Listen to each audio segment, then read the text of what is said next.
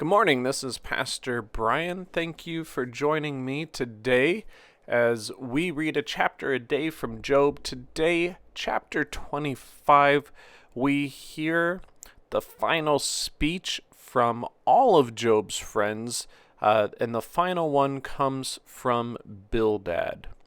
So let's take a look at chapter 25 as I read from the Common English Bible. Bildad from Shua replied, "Supreme power and awe belong to God. He establishes peace on its heights. Can his troops be counted? On whom does his light not rise? How can a person be innocent before God, one born of a woman be pure?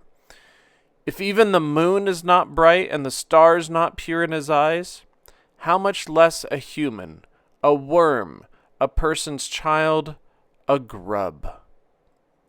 So, very brief chapter from chapter 25 from Bildad of Shua's final reply, of all of his friends' final replies, as I mentioned, but a powerful one, continuing to emphasize, as he has, and even as Job has himself, that God is more powerful. God is greater than anything else in this world, including the moon and the stars, definitely more than any person on this earth.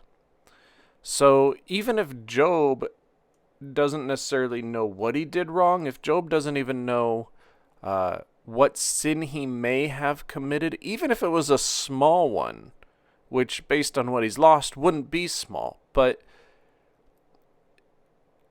Job just needs to admit that he's done something wrong, seek God's forgiveness, and move on. I think that is kind of the summary of all of their arguments, is that Job, things happened. You lost everything, basically. Ask God for forgiveness. Repent, whether you know what you did wrong or not. No one is perfect in God's eyes. No one is truly good all the time, because we are human and we make mistakes. So that is their final argument. That is their final plea to Job. So we will see what happens as Job moves forward from here. We'll see what happens next. And what do you make of this short but powerful chapter?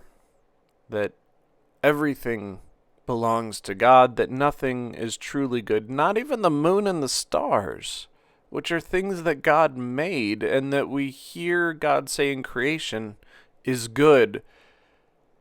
And yet, not when it comes to the majesty and power and awe of God.